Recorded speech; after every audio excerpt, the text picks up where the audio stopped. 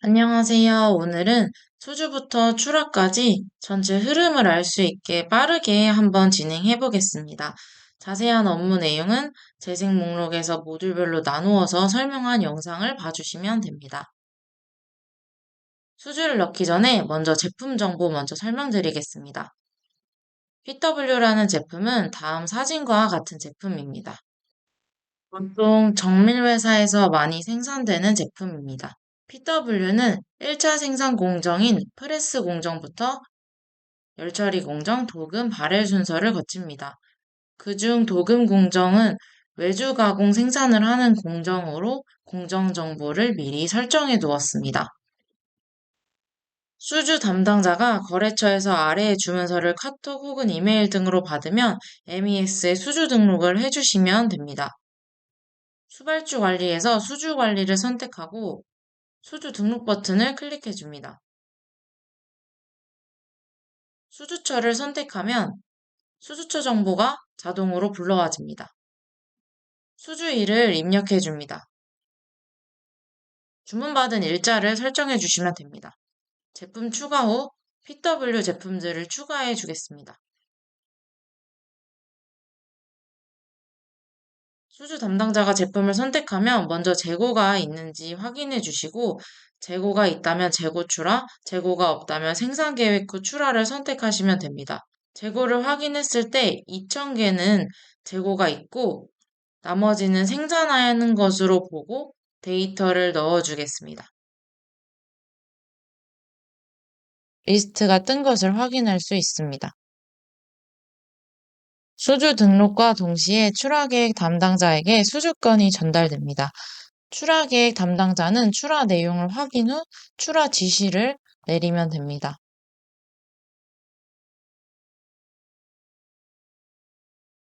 수주 정보가 자동으로 출하 정보에도 들어오고 대신 차량 번호나 운임이나 운임비가 있을 경우에는 이때 입력을 해주시면 됩니다.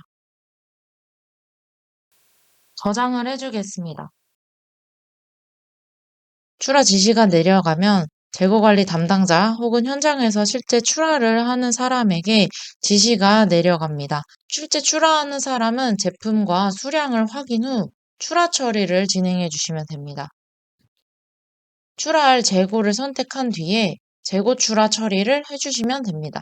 우선 전일 마감 재고가 없기 때문에 작업자만 입력한 후에 임의 출하를 진행하겠습니다.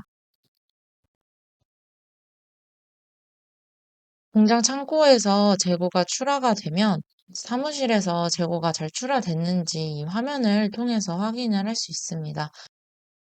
거래처에서 차가 들어와서 제품을 싣고 나갈 때 실적 등록을 해주시면 됩니다.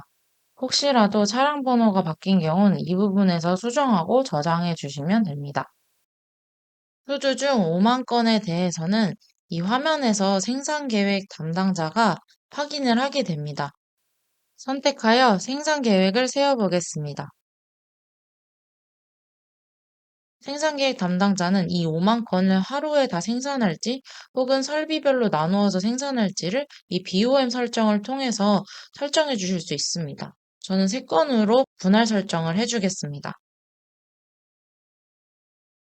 이렇게 수량을 입력하면 분할이 나누어지게 되고 이 수량도 자동으로 3개로 쪼개지게 됩니다. 이 상태에서 저장을 해주면 공정별 생산 계획이 이렇게 3건으로 등록이 되고 생산 1번은 설비를 사출기 1호에서 진행을 하고 생산 2번은 사출기 2호에서 진행하고 마지막으로 오늘 하루 다 생산을 못할 것 같아서 시작일을 다음 날로 해주겠습니다. 그런 다음 생산 계획을 등록을 해주시면 됩니다. 생산 계획이 완료됐다고 진행 상황이 변경된 것을 볼 수 있습니다. 생산 계획 담당자가 생산 계획을 완료하게 되면 자재 재고 창고와 생산 설비에는 지시가 내려가게 됩니다. 자재 창고 화면부터 화면 설명하겠습니다. 재고 담당자 혹은 생산자가 이 화면에서 출고 처리해 주시면 됩니다. 마찬가지로 이전 재고 마감을 하지 않았기 때문에 임의 처리 출고를 해주겠습니다. 반드시 자재 재고 출고는 실물 자재를 창고에서 내보낸 뒤 출고 처리를 해주시길 바랍니다. 자재 재고 출고하는 행위 없이 진행하게 되면 재고 마감할 때 실데이터랑 맞지 않게 될 수도 있습니다. 자재를 출고시켜주면 이 미출고 현황 리스트에서는 사라지게 되고 탭에 보시면 출고 현황, 이미 출고 현황에서 출고된 내역을 확인할 수 있습니다. 생산 시작을 눌러주게 되면 시작 시간이 찍히고 프레스 생산을 끝낼 경우에는 생산 완료를 눌러주시면 됩니다. 생산을 실제 한 작업자를 선택해 주시면 됩니다. 약품 수량과 분량이 있을 시 분량 수량을 입력해주고 등록을 눌러줍니다.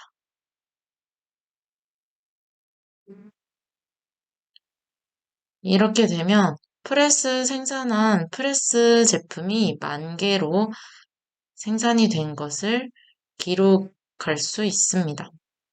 계획 수량은 10,000개였으나 생산을 조금 더 진행한 경우에는 양품 분량 수량을 추가로 입력해 주셔야 됩니다. 프레스 공정이 끝나면 이 프레스 공정 다음 공정으로 이동시킬지 아니면 혹은 재고 입고 처리할지를 선택할 수 있습니다. 10,000개는 계획 수량이었으니까 다음 공정으로 보내고 3개는 계획 외에 추가 생산 수량이니까 재고 입고를 진행해 보겠습니다. 공정 이동을 눌러 다음 공정 이동 처리를 해줍니다.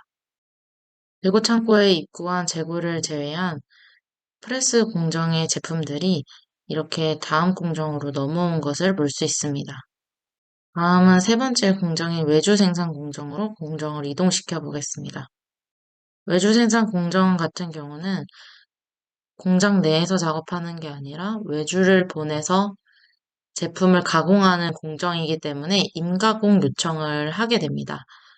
임가공 요청을 버튼을 누르면 임가공을 할 제품의 양품 수량이 나오게 됩니다.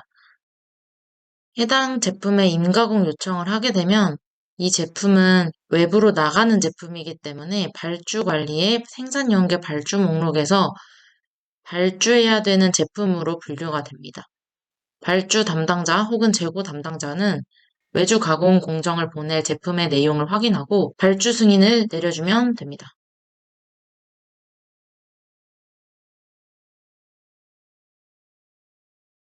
도금을 외부에서 해서 다시 자사의 창고로 들어올 때는 발주와 똑같이 입고 처리를 해주셔야 됩니다.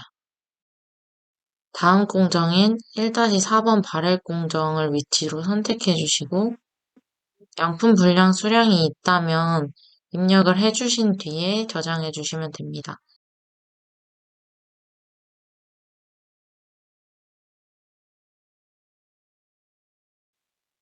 동일하게 공정이동 처리를 해주면 마지막 단계인 포장 단계까지 이어지게 됩니다. 마지막으로 생산을 다 끝내주면 이 제품을 재고 창고에 입고시킬 수 있습니다. 그렇게 되면 1번부터 5번까지 공정을 전부 진행을 했고 공정 이동표를 눌러주면 공정별 약품 분량 수량을 확인할 수 있습니다. 재고 담당자는 제품 입고 관리에서 재고 수량을 확인한 뒤 입고 처리를 해줄 수 있습니다.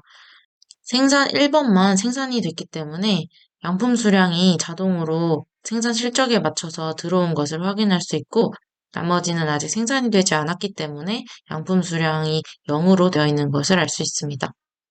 재고 담당자 이름을 선택 후에 제품 창고로 넣어주겠습니다. 생산 계획과 연계된 추락건들은 생산 실적을 등록하면 자동으로 추락 계획 쪽에 뜨게 됩니다.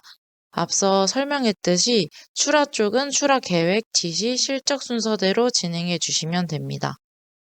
이때 주의할 점은 일일 생산과 출하가 전부 끝나면 제품 재고 관리에서 모든 예상 입고, 실제 입고, 예상 출고, 실제 출고 확인을 일괄 재고 확인시킨 후 총 예상 재고와 총 확정 재고 수량을 확인한 후에 꼭 재고 마감을 눌러주셔야 됩니다. 재고 마감을 하지 않으면 다음 날의 재고와 연계되지 않습니다.